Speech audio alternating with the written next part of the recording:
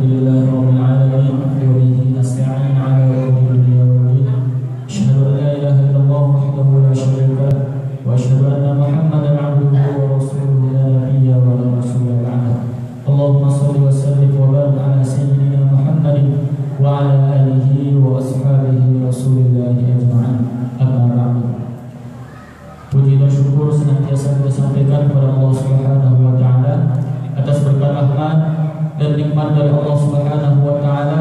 Pada saat kesempatan kali ini Allah masih memberikan izin kepada kita bersama, sehingga kita masih dapat berkumpul melaksanakan sholat maghrib secara berjamaah.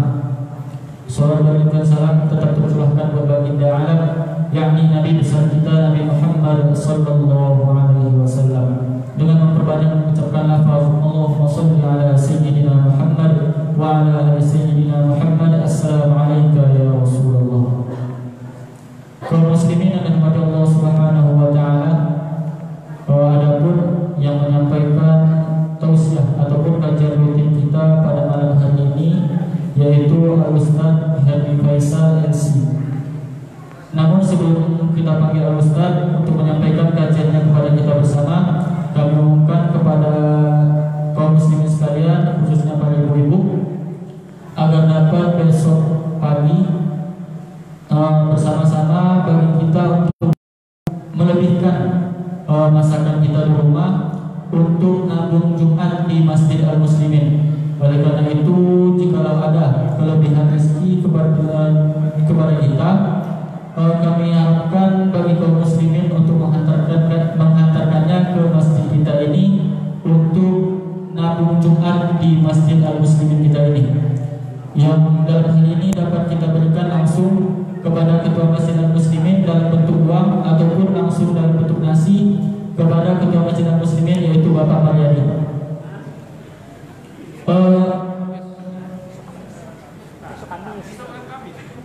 Nabung Jumat, hari Jumat.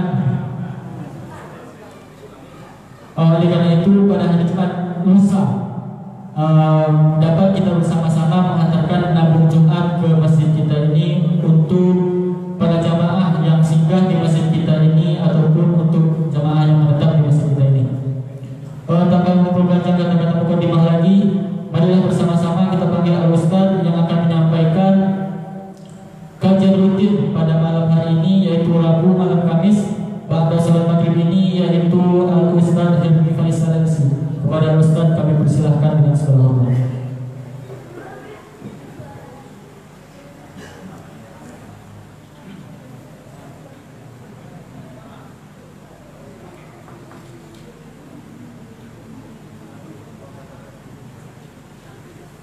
Bismillahirrahmanirrahim. Burung balang terbang tinggi, hinggap sebentar di negeri Baghdad. Sambutlah salam dari Ustadz yang tak seberapa ganteng ini sebagai tanda umat Nabi Muhammad. Assalamualaikum warahmatullahi wabarakatuh. Waalaikumsalam warahmatullahi wabarakatuh. Alhamdulillah wa syukrillah wa la hawla wa la quwwata illa billah. Nasta'in wa nastaghfir wa na'udzu billahi min sururi anfusina fala hadiya lahu. Allahumma asyhadu annaka ya Muhammad qad balaghta ar-risalah wa nasahta al-ummah wa kashafta al-ghummah wa adaital amanah wa qad jahada fi sabilillah haqqa jihad sallallahu alaihi wasallam. Hayya 'ala bina an nusalli ala habibina al-habibi Mustafa sallallahu alaihi wasallam bil lafaz Allahumma salli ala sayyidina Muhammad wa ala ali sayyidina Muhammad. Assalamu alayka ya Rasulullah, assalamu alayka ya Habibullah. Alhamdulillah, bersyukur kepada Allah Subhanahu wa taala pada hari yang penuh berkah ini kita semua masih bisa berkumpul di rumah Allah dalam rangka bermuzakarah, yaitu untuk saling mengingat antara satu dengan yang lainnya. Karena sesungguhnya agama Islam ini memberikan peringatan-peringatan, begitu banyak peringatan-peringatan yang Allah berikan lewat baginda Rasulullah sallallahu alaihi wasallam, kemudian disampaikan kepada para sahabat, kemudian disampaikan kepada para tabi'in, kemudian para atba'ut tabi'in, kemudian para salafus saleh, kemudian kepada al-khalaf kemudian pada ulama al-mutaqaddimin, sampai kepada ulama al-mutaakhirin, dan sampai kepada ulama zaman now atau ulama kontemporer. Dan itu semuanya berisi nasihat-nasihat. Ad-dinun nasihah, agama itu adalah merupakan nasihat. Maka di sini insyaallah kita sedang menasihati diri saya sendiri, tidak menasihati para bapak, para ibu yang hadir di sini.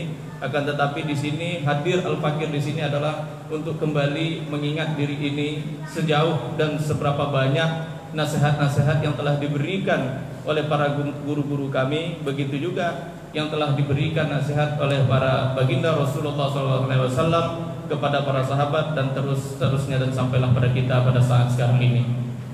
Dan alhamdulillah tentunya kita memperbanyak salawat kepada baginda Rasulullah SAW, karena baginda Rasulullah adalah merupakan suri tauladan yang baik bagi kita untuk kita contohkan di dalam kehidupan keseharian kita. Bagaimana kita bisa betul-betul mengikuti apa saja yang telah baginda sampaikan kepada umatnya. Kita semua di sini umat Nabi Muhammad. Alhamdulillah. Berarti kalau kita hanya mengaku sebagai umatnya, akan tetapi kita tidak mengikuti apa yang telah ia sampaikan, berarti kita belum sempurna keimanan kita. Dan kita hadir pada hari ini dan kita saling bermuzakarah, tepatnya pada hari ini yaitu hari Rabu. Hari Rabu di dalam agama Islam ini adalah memiliki keberkahan tersendiri. Kenapa? Karena baginda Rasulullah SAW menyampaikan di dalam sebuah hadis, dan itu ditulis oleh Syekh Islam Burhanuddin di dalam sebuah kitab Ta'lim al-Muta'allim, yaitu ma min syai'in hudi'a bihi yaumul arbi'a illa waqad tamma. Tak ada sesuatu yang dimulai pada hari Jumat ini kecuali di dalamnya akan mendapatkan kesempurnaan, akan mendapatkan keberkahan, akan mendapatkan kebaikan, akan mendapatkan kemuliaan. Maka bersyukurlah ketika kemarin pengurus masjid ini meminta kepada saya agar bisa mengisi pada hari Jumat dan pada hari Rabu. Dan ini adalah merupakan hari yang banyak dipilih oleh para ulama-ulama untuk membuka kajian-kajian atau membuka madrasah-madrasah keilmuan. Maka itu bagus, yaitu disunahkan pada hari Rabu ini. Bukan berarti hari-hari lain itu tidak mulia, tidak. Akan tetapi Allah memuliakan semua hari bahkan. Kenapa? Karena dahulu orang-orang kafir mereka tidak memuliakan pada hari Rabu ini. Kenapa? Karena orang-orang jahiliyah pada masa lalu, pada masa lampau, mereka menganggap bahwasanya hari Rabu itu adalah merupakan Yaumun Nahas. Yaum artinya adalah hari, Nahas artinya adalah sial. Yaumun Nahas adalah hari kesialan, hari kemerosotan, hari penghinaan, hari di mana orang-orang terhina. Maka datang Islam kemudian memberitahukan bahwasanya hari Rabu yang disebut dalam bahasa Arab itu dengan Yaumul Arbi'ah, maka di situ mendapatkan banyak keberkahan, banyak kemuliaan. Ini di dalam agama Islam, bahkan dari misalnya di dalam hari Sabtu. Hari Sabtu itu apa? Kemudian dituliskan dari hari Sabtu, hari Ahad, Senin, Selasa, Rabu, Kamis, Jumat, dan itu memiliki keistimewaan sendiri. Sebagai contoh misalnya pada hari Sabtu, yaitu di mana Allah menciptakan bumi. Ya, Allah menciptakan bumi pada hari Sabtu. Kemudian pada hari Ahad, Allah menciptakan gunung-gunung. Allah menciptakan gunung-gunung pada hari Ahad. Kemudian pada hari Senin Allah menciptakan tumbuhan-tumbuhan. Pada hari Selasa Allah menciptakan sesuatu yang tidak ia senangi atau tidak sukai. Mungkin bisa jadi iblis, bisa jadi setan, dan segala sifat-sifat yang tidak baik yaitu diciptakan pada hari Selasa. Tapi bukan berarti itu tidak baik, itu baik, akan tetapi Allah mengkhususkan hari-hari tertentu. Kemudian pada hari berikutnya yaitu hari Rabu.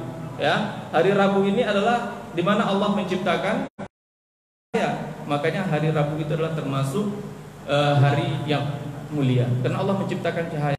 Karena kita kalau tak ada cahaya nih gelap, kita tidak nampak sudah wajah bapak ibu, ya kan? Gelap, gelap, ya kan? nggak tahu kita siapa yang berada di depan kita, siapa yang ada di samping kita. Akan tetapi Allah menciptakan cahaya pada hari Rabu. Allah ciptakan rembulan, Allah ciptakan matahari, Allah ciptakan bintang yang bercahaya, sehingga kita bisa mengenal antara satu dengan yang lainnya, nampak antara satu dengan yang lainnya, nampak keindahan ciptaan Allah. Coba kalau tidak ada cahaya, kita tidak akan nampak keindahan gunung, kita tidak akan nampak keindahan lautan, kita tidak akan nampak keindahan lembah-lembah dan lain sebagainya. Begitulah mulianya ketika Allah menciptakan hari Rabu tersebut, yaitu sebagai hari yaitu diciptakannya cahaya. Maka Allah memberikan kemuliaan untuk membedakan antara orang Islam dan orang kafir pada terdahulu. Maka hari Rabu ini adalah merupakan hari yang diberkahi. Kemudian lanjut berikutnya hari Kamis. Hari Kamis di mana Allah Subhanahu wa taala menciptakan hewan-hewan, binatang-binatang yang ada di muka bumi ini, yaitu pada hari Kamis. Kemudian lanjut pada hari Jumat. Hari Jumat di mana di mana Allah Subhanahu wa taala yaitu meniupkan ruhnya, kemudian menciptakan dari segumpal tanah, yaitu baginda atau Nabi Adam alaihissalam. Jadi pada hari Jumat itu dicipta Nabi Adam, kakek kita, buyut kita, ya kita semuanya dari Nabi Adam. Kalau mereka menurut teori Darwin, yang orang barat sana, orang Eropa sana, mereka mengatakan kita ini bukan dari Adam, bukan dari manusia, akan tetapi teorinya yaitu dari monyet katanya. Ini teori orang itu. Jadi mengalami evolusi, mengalami dari kera akhirnya jadi berpikir, jadi ini, kemudian jadi manusia. Itu menurut akal manusia, akan tetapi menurut Allah tidak sempurna, dan ini diturunkan Al-Quran, dan itu sebagai litubayyin, menjadi penjelasan kepada manusia semuanya. Maka beruntunglah ketika kita mempelajari atau Al-Quran. Begitu juga hari Senin, Allah muliakan juga hari Senin itu sehingga kita berpuasa pada Senin. Kenapa kita berpuasa pada hari Senin? Karena baginda Rasulullah SAW, zaka yauma wulidtu fi, di mana hari itu adalah hari aku dilahirkan. Setiap hari Senin kita memperingati hari kelahiran baginda Rasulullah SAW, karena baginda Rasulullah SAW lahir pada hari Senin tersebut, dan untuk memperingati itu kita diperintahkan untuk melaksanakan puasa. Begitu juga dengan hari Kamis. Kenapa kita diperintahkan untuk berpuasa pada hari Kamis? Kita diperintahkan oleh Allah untuk berpuasa pada hari Kamis, karena pada hari Kamis itu di mana seluruh amal-amal kita itu diangkat, diangkat kemudian diadukan, disampaikan kepada Allah Subhanahu wa taala. Jadi amal-amal kita ini terangkat. Setiap hari Kamis amal kita terangkat, setiap hari Kamis. Kalau nanti tahunannya ada di bulan Ramadan, seluruh amal kita itu terangkat. Tapi pada hari Kamis ini adalah laporan mingguan istilahnya kalau kita. Jadi malaikat laporan dia tiap minggu itu. Maka baginda Rasulullah SAW mengharapkan ketika amal kita diangkat, ketika malaikat membuat laporan, kita dalam keadaan berpuasa, kita dalam keadaan beribadah, bukan dalam keadaan bermaksiat atau dalam keadaan yang santai-santai atau yang lainnya. Akan tetapi kita memperbanyak juga zikir pada hari Kamis tersebut. Bukan berarti hari lain tidak zikir, tidak. Semuanya berzikir kita. Hari Sabtu, ya kan? Bahasa Arabnya disebut Yaumus Sabti. Kemudian hari Ahad, ya, Al-Ahad, hari Minggu kalau bahasa kita, ya, itu dari barat juga itu, ya, Domingos, Minggus, Domingos. Jadi nama salah seorang paus istilahnya kalau dulu itu, mereka itu orang-orang itu kan banyak menyembah manusia, orang-orang terdahulu itu tadi. Jadi mereka sains itu istilahnya kalau kita pendeta. Nah, jadi mereka menisbahkan pada hari Minggu. Makanya hari Minggu itu mereka pergi ke gereja. Jadi kalau kita Islam menyebutnya dengan Yaumul Ahad. Kemudian Yaumul Itsnain, Ahad artinya satu, Itsnain artinya dua, Sulasa hari Selasa kalau bahasa kita artinya hari yang ketiga. Kemudian Arba'a atau Yaumul Arbi'a, hari yang keempat, yaitu hari Rabu, diterjemahkan ke dalam bahasa Indonesia Arbi'a menjadi Rabu. Kemudian Yaumul Khamis, ya, menjadi Khamsa, Wahid, Isnin, Salasa, Arba, Khamsa, 1, 2, 3, 4, 5. Hari yang kelima. Yaumul Khamis berarti hari yang kelima. Kemudian ada hari yang berikutnya, hari Jumat. Kenapa tidak Yaumus Sadis? Sadis Ya kan? Yaumus Sadis, hari yang ke-6. Kenapa tidak disebut Yaumus Sadis? Atau disebut dengan Yaumus Sittah? Wahid, Itsnin, Salasa, Arba, Khamsa, Sittah. Kenapa tidak disebut dengan Yaumus Sittah? Kenapa tidak disebut dengan Yaumus Sadis atau hari yang ke-6, akan tetapi disebut dengan Yaumul Jum'ah? Kenapa? Ini ada di dalam Islam. Kemudian kita berkumpul pada hari Jumat, kemudian kita melaksanakan sholat fardu di hari Jumat tersebut. Ini ada peristiwa di belakang itu. Kenapa dia menjadi Yaumul Jum'ah? Karena pada zaman jahiliyah, hari yang ke-6 ini disebut dengan Yaumul Arubah. Yaumul Arubah. Hari yang ke-6 disebut dengan Yaumul Arubah. Yaum artinya adalah hari, Arubah yaitu adalah Arab. Hari-harinya orang Arab. Hari-hari untuk menunjukkan siapa orang Arab itu yang sebenarnya. Siapa orang Arab sebenarnya, maka ditunjukkan pada hari itu. Karena dulu pada zaman jahiliyah, Ka'bah itu menjadi tempat pusatnya peradaban orang-orang jahiliyah pada masa itu.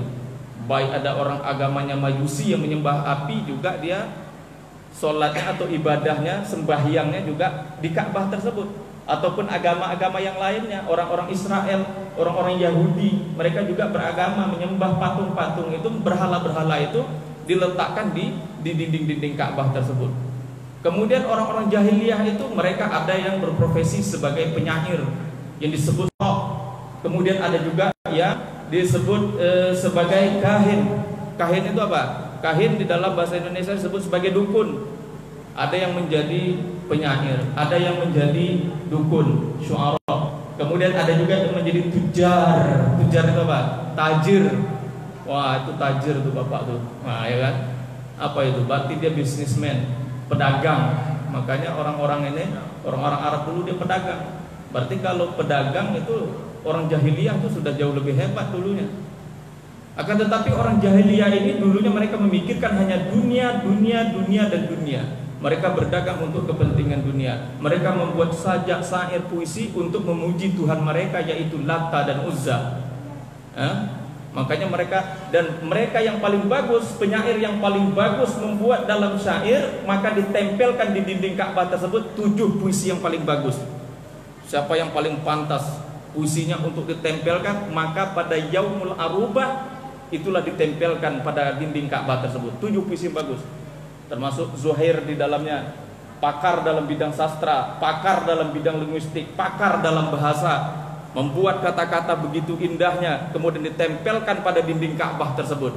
Akan tetapi nanti begitu Islam itu masuk dan menghapus semua syair-syair yang berbau syirik, kemudian ditempel di dinding Ka'bah seperti yang kita lihat sekarang ini, yaitu adalah ayat-ayat Al-Quran yang ditempel di dinding Ka'bah, di dinding Ka'bah yang disebut dengan kiswah.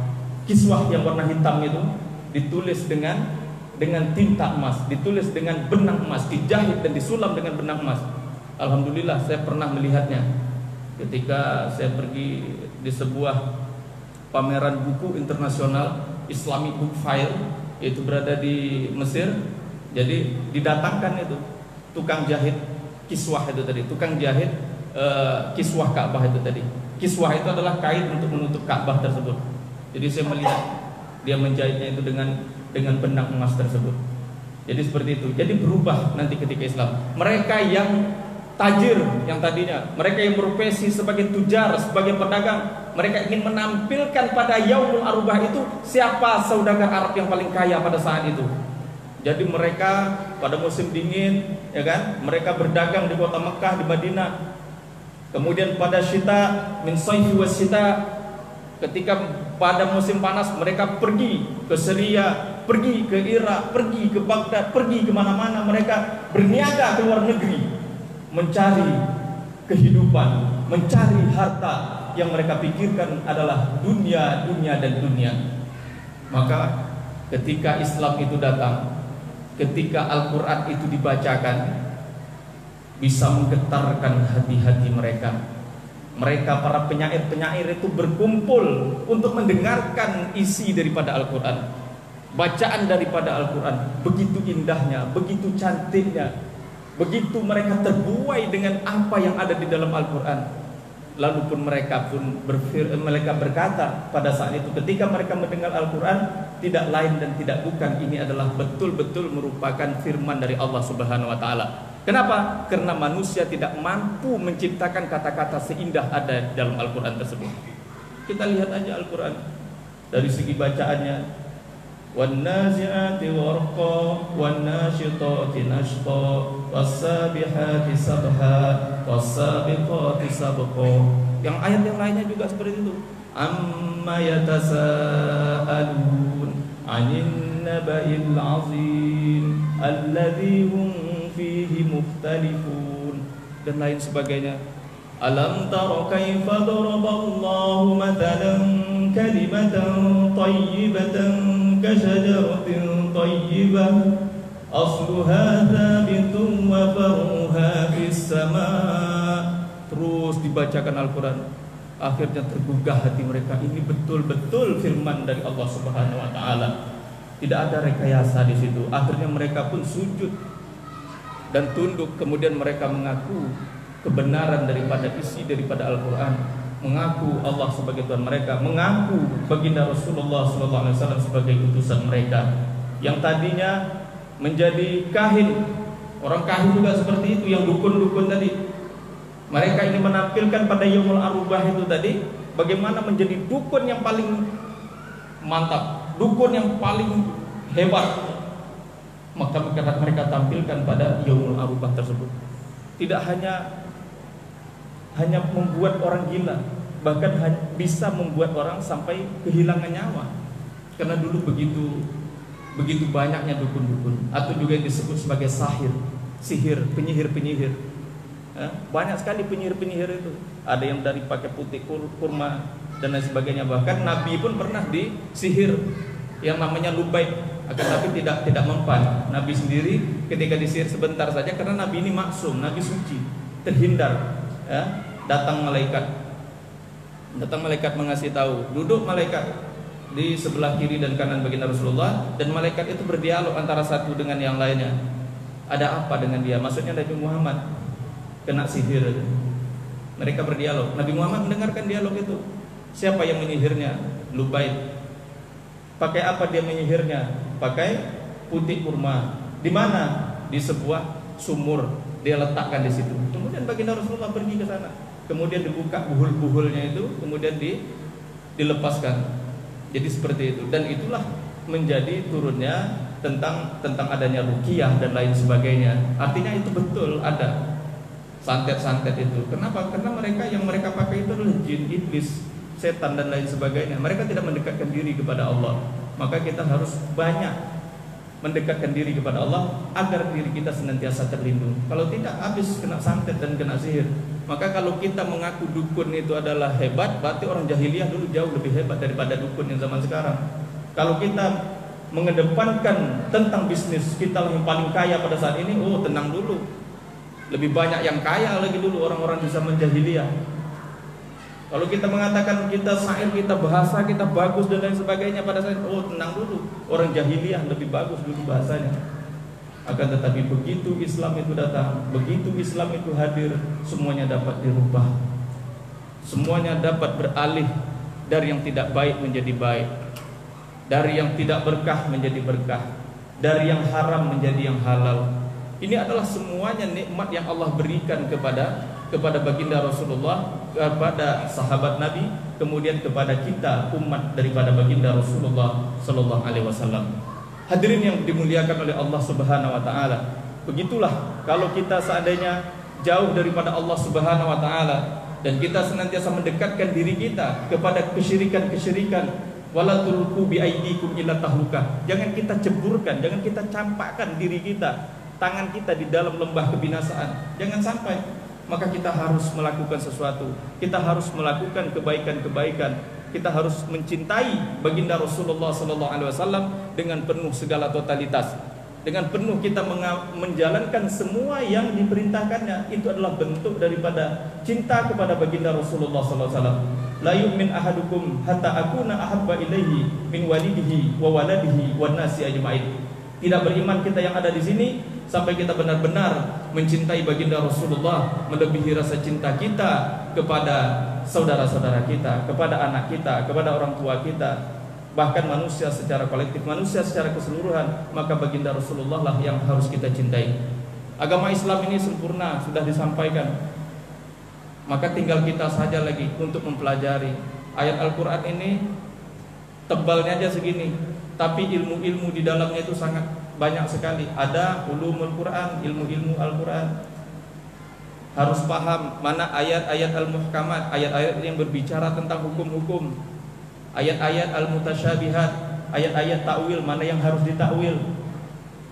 Belum lagi nanti ada ilmu asbabun nuzulul ayat, sebab-sebab turunnya ayat. Belum lagi dari Al-Quran ini lahir ilmu-ilmu tajwid, lahir ilmu-ilmu qiraah, lahir ilmu-ilmu tahsin. Banyak lagi di dalam tajwid, nanti ada idghamnya, ada izharnya, ada ikhfa'nya. Mutiara di dalam Al-Quran ini harus terus digali dan digali, sehingga insya Allah akan membawakan keberkahan dalam negeri kita, akan membawakan keberkahan di dalam hidup kita.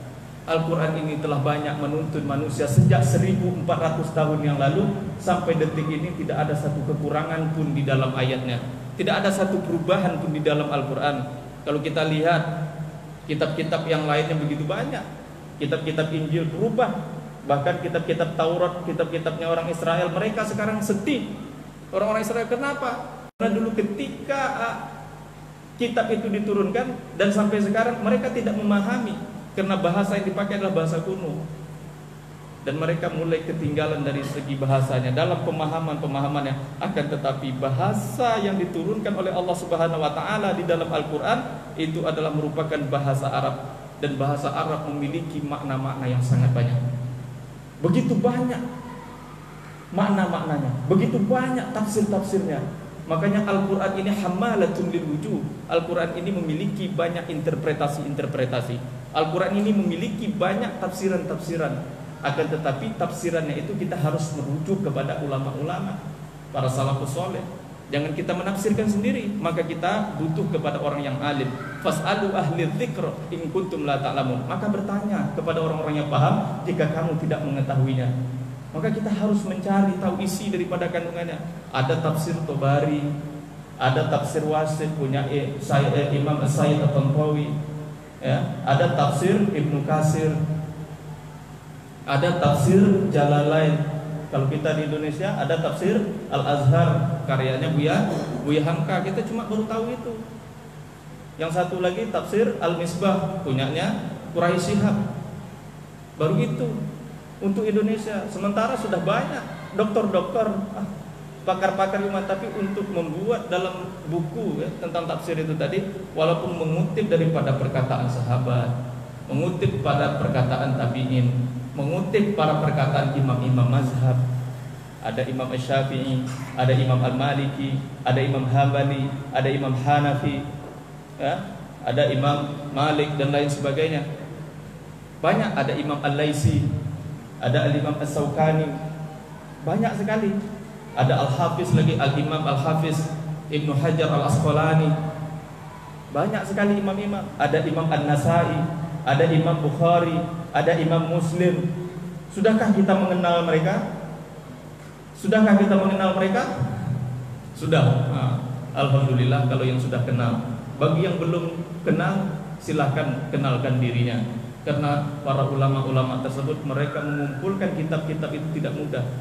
Imam Syafi'i mengumpulkan kitabnya, kitab fikih yang disebut dengan Al-Um. Kitab yang pertama disebut dengan Ar-Risalah. Tidak mudah mereka mengumpulkan kitab untuk mencari ayat Al-Quran ini, hadisnya ini, caranya begini, kaifiyahnya begini dan lain sebagainya. Tidak mudah para imam-imam mazhab. Begitu juga Al-Imam Al-Bukhari mengumpulkan hadis di dalam kitabnya Sahih Al-Bukhari. Tidak mudah. Ketika dia menulis hadis, dia sholat 2 rakaat.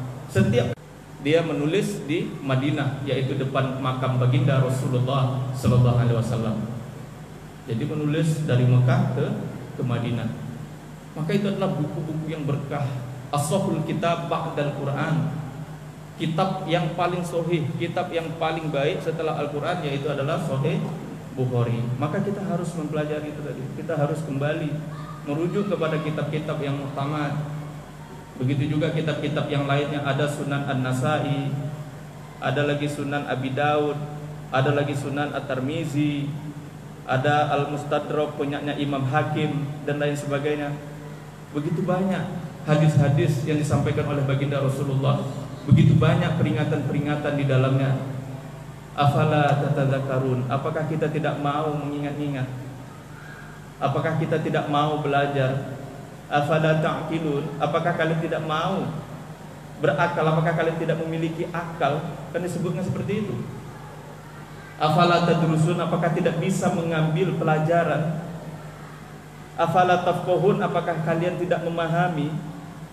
Begitu banyak peringatan-peringatan itu, akan tetapi kita cuek selama ini, kita lalai, sehingga kita habis usia kita dimakan waktu, sementara kita tidak mendapatkan manisnya apa yang telah dirasakan oleh Al-Imam Al-Bukhari. Apa manis yang dirasakan oleh Imam Asy-Syafi'i? Mereka bersusah payah. Kalau zaman sekarang kita enak, laku enak, cahaya enak, baca buku bisa kapan-kapan saja.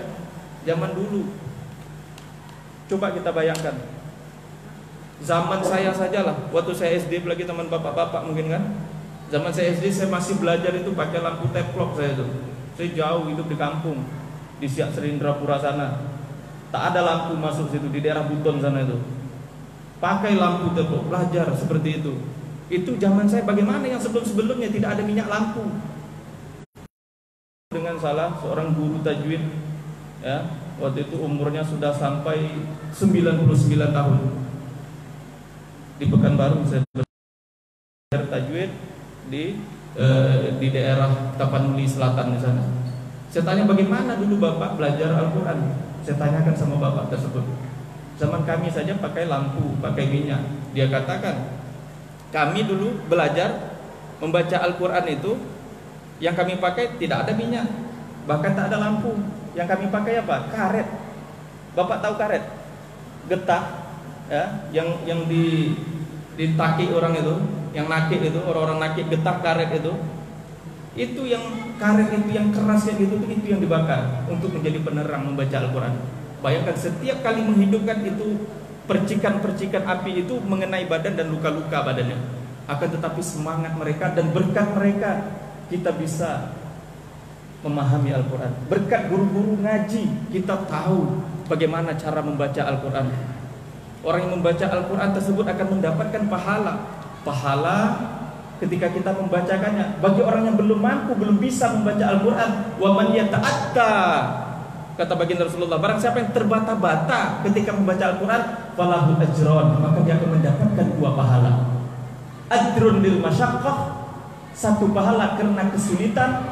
Kemudian ajrun yang kedua, pahala yang kedua, yaitu adalah pahala baginya ketika membaca. Maka dari sekarang kita tidak usah malu. Ada mungkin bapak, di antara bapak-bapak ini belum bisa membaca Al-Quran, yang belum tahu ilmu tajwidnya bagaimana bunyinya huruf alif itu, bagaimana bunyinya huruf ba, dari mana dikeluarkan, huruf hamzah dari pangkal tenggorokan misalnya, kemudian huruf ha diikuti dengan huruf ha, wastul halqi tengah tenggorokan ha, kemudian di atasnya lagi ada huruf kho, ada huruf gho, ada nal halqi di atas tenggorokan. Itu bagaimana kita bisa memahami itu? Karena sedikit saja kita salah dalam membaca Al-Quran itu bisa merubah kepada maknanya, merubah kepada makna. Banyak sekali, ya. Jangan sampai kita tidak ingin untuk mempelajari daripada Al-Quran. Dari segi bacanya saja kita belum mampu untuk menamatkannya. Ada banyak qiraah, ada Syatibiyah, ada Al-Alusi, ada Sukaki, ada sanad-sanad keilmuan ketika dalam membaca Al-Quran tersebut. Memiliki sanad-sanad. Sanad itu apa? Kalau di dalam Islam itu ada sanad, ada nasab. Nasab itu adalah silsilah keturunan. Saya misalnya Hermi Faisal bin Hasan bin Qasim dan seterusnya. Kalau di dalam sanad, di dalam Islam itu jelas sanadnya. Saya mengambil dari guru saya, misalnya dari ilmu qiraah dari Ustaz Arif Wardani. Ustaz Arif Wardani ngambil kepada Syekh Ja'far, kemudian bersambung sampai kepada ulama-ulama qiraah. Itu namanya sanad. Begitu juga di dalam ilmu hadis. Makanya disebutkan an Abi Hurairah radhiyallahu an Anas bin Malik, an Zubair, an ini, an itu, an ini, an. Baru sampai kepada Imam Al-Bukhari. Qala Rasulullah sallallahu alaihi wasallam, itu adalah silsilah tanggung jawab pada keilmuan. Maka tidak semua orang bisa berbicara tentang keislaman tersebut. Tidak semua orang bisa memberikan pencerahan-pencerahan tentang daripada ilmu yang ada di dalam Al-Qur'an. Akan tetapi kita harus belajar. Akan tetapi kita harus terus mengejar sehingga kita bisa merasakan dan menikmati. Orang-orang jahiliyah dulu mereka begitu didatangkan Al-Qur'an mereka bisa menikmatinya karena mereka orang Arab. Karena mereka sudah paham sastra, karena mereka sudah paham bahasa. Nah, kita sudah paham belum bahasanya? Bahasa Arab kita aja masih lemah. Bagaimana kita ingin memahami Al-Quran? Bagaimana kita ingin memahami hadis? Bagaimana kita ingin mempelajari surah-surah yang tertulis? Semua buku-buku di dalam agama Islam ini banyak ditulis di dalam bahasa Arab. Kalau kita lihat bahasa Indonesia ini ya, kalau dikumpul-kumpulkan cuma paling sekitar 800 kata. Miskin bahasa Indonesia ini dalam untuk mengartikan keindahan daripada Al-Quran. Kemudian kalau bahasa Inggris itu paling 2000 kata. Kalau ada orang buat kamus bahasa Inggris 1 miliar kata, itu bohong. Coba saja hitung. Bohong. Kamus bahasa Inggris 1 miliar, bohong. Coba hitung. Tidak sampai. Paling banyak kata dalam bahasa Inggris itu cuma terdiri daripada 2000 kata. Kemudian bahasa Arab. Bahasa Arab berapa kata? Bahasa Arab memiliki 5 juta kata. Jauh tak perbandingannya? Dari 800, 2000 ke 5 juta kata. Makanya kalau di dalam kamus bahasa Arab itu ada namanya Lisanul Arab, karyanya Ibnu Manzur. Dia membuat sebuah kitab karya yaitu Lisanul Arab. Itu panjang, berjilid panjang, sampai 14 jilid kalau tidak salah saya. Kitabnya Ibnu Mansur itu Lisanul Arab. Artinya apa? Ditulis kata Arab, maknanya bahasa Arab juga. Ditulis bahasa Arab, maknanya bahasa Arab, bahasa Arab, bahasa Arab juga. Kayak kita bahasa Indonesia, ditulis artinya bahasa Indonesia. Kamus besar bahasa Indonesia, coba aja kita hitung ada berapa kata. Dan itu kita masih banyak mengambil kata-kata bahasa Inggris. Ada edukasi ya dari bahasa Inggris, education. Ada investigasi dari bahasa Inggris, investigation. Ada imigrasi, immigration. Kalau bahasa Arab tidak ada. Semuanya dari bahasa Arab tersebut. Itulah bedanya kenapa Allah menurunkan Al-Quran itu di dalam bahasa Arab, supaya jelas, supaya tidak bisa dipolitisi. Karena maknanya jelas. Kalau suruh berwudu sampai di ilal marafiq, ya ilal marafiq. Karena dalam bahasa Arab itu banyak sekali. Tangan, ya tangan.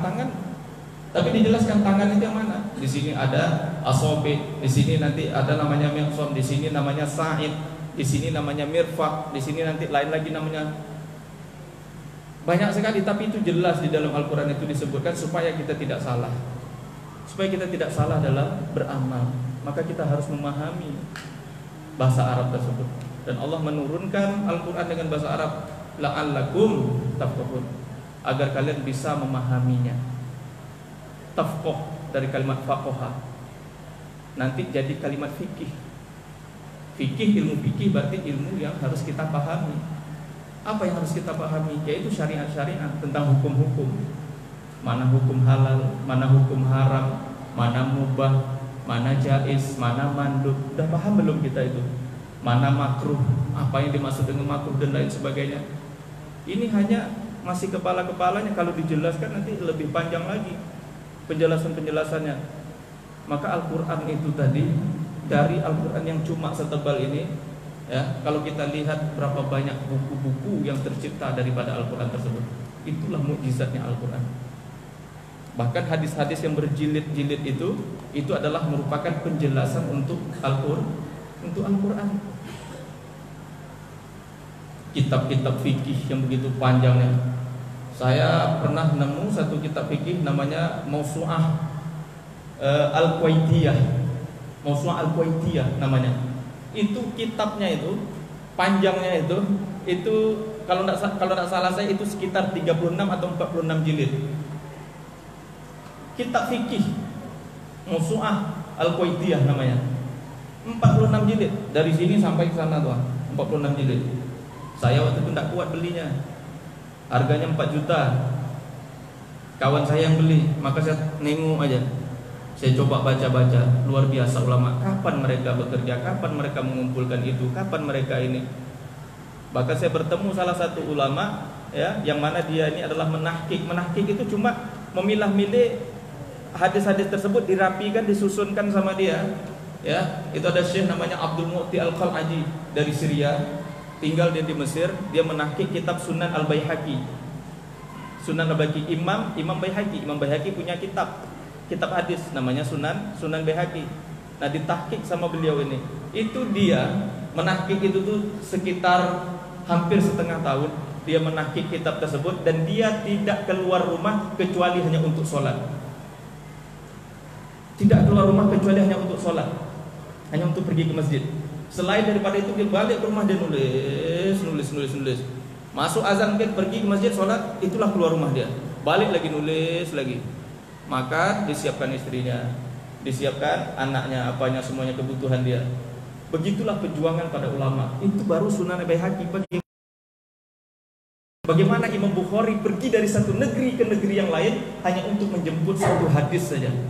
Bagaimana ulama-ulama terdahulu, mereka hanya untuk menjemput satu hadis, dan sampai saat sekarang ini kita bisa menikmatinya. Itu adalah melewati proses perjuangan yang sangat dahsyat. Mereka pergi dari satu negara ke negara yang lain untuk mencari ilmu hadis, untuk mengambil satu hadis yang diriwayatkan dari A, diriwayatkan dari B, diriwayatkan dari C. Bahkan mereka melintasi dari satu negara, mereka tidak membawa kendaraan apa-apa. Bahkan ketika mereka membawa kendaraannya itu yaitu berupa kuda ataupun berupa unta. Akan tetapi di pertengahan jalan kuda dan untanya pun tidak mampu, patah, mati. Dan kemudian dia juga bertemu dengan musim dingin. Apakah sudah cukup bekalnya untuk pergi berjalan kaki dari satu negara ke negara yang lain? Kita lihat orang-orang pergi ke negara lain dengan motor, dengan sepeda. Coba berapa hari kemarin itu dulu pernah saya lihat berita dari Indonesia ke Mesir itu sekitar 6 bulan bersepeda melewati, tapi bekalnya banyak sekali. Dan nanti dia setiap negara pasti melewati, ada kedutaan Indonesia, pasti dibantu, pasti disokong, pasti di ini. Kalau melewati yang sulit nyebrang pasti dikasih kendaraan atau apa dan lain sebagainya, masih dibantu. Kalau dulu kita bayangkan seperti apa, patah kaki mereka di tengah perjalanan untuk menjemput satu hadis saja dari satu negeri ke negeri yang lain. Itu bukan main sulitnya, bukan main susahnya. Untuk mengumpulkan kitab tersebut, untuk mengumpulkan qala Rasulullah sallallahu alaihi wasallam, qala Rasulullah, hari ini bisa kita nikmati, hari ini kita bisa dendangkan, hari ini bisa kita bacakan. Tapi mereka mengumpulkan itu tadi memang sangat luar biasa. Kalau kita baca sejarah-sejarah akan menitik air mata kita membaca kisah mereka. Bagaimana perjuangan mereka dalam mencari ilmu, bagaimana perjuangan mereka dalam mengumpulkan ilmu. Imam Syafi'i terkenal dengan kitabnya Al-Um, banyak jilidnya. Ada Imam Ibnu Hajar Al-Asqalani menjelaskan tentang sahihnya Al-Bukhari, yang disebut dengan kitab Fathul Bari fi Sahih Al-Imam Al-Bukhari. Berapa lama waktu yang dia butuhkan? Bahkan kalau ada orang yang tidur dengan Imam Bukhari, maka dia akan terganggu. Karena Imam Bukhari tiap sebentar bangun. Bukan kayak kita tidur nyenyak, bisa 4 jam kita tidur dah paling banyak itu, ya kan? Mereka tidur sebentar bangun lagi, sebentar tulis lagi, sebentar ini lagi. Begitulah perjuangan mereka. Mereka yang mereka cari itu adalah akhirat, karena kehidupan yang kekal abadi itu ada di akhirat, bukan di dunia ini. Dunia ini hanya tempat persinggahan sebentar saja, kata baginda Rasulullah. Ibarat kita di Abu Dhabi, entah itu di India, tapi tujuan saya itu yang lama nanti itu di Mesir, transit sebentar saja. Dunia ini tempat transit, ya. Maka Allah sudah menjelaskan bagaimana kamu bisa sampai kepada tempat tujuan kamu. Kita katakan ihdinas siratal mustaqim, tunjukilah jalan yang lurus, jangan bengkok. Jadi ibarat kita dalam meniti jalan ataupun jembatan, jangan sampai kita membelok, jatuh kita ke dalam sungai, tercampak kita. Begitulah Siratul Mustaqim dijelaskan. Jangan kita membelok, melawan arah, melawan hukum agama Allah, melawan hukum Islam, melawan syariat, melawan perintah Allah, melawan perintah Rasulullah. Kita akan jatuh tercampak ke dalam neraka nantinya. Maka kita senantiasa memohon kepada Allah agar kita senantiasa ditunjukkan jalan yang lurus, sehingga nampak terang di depan mata kita. Di sana ada surga, di sana ada surga yang menanti.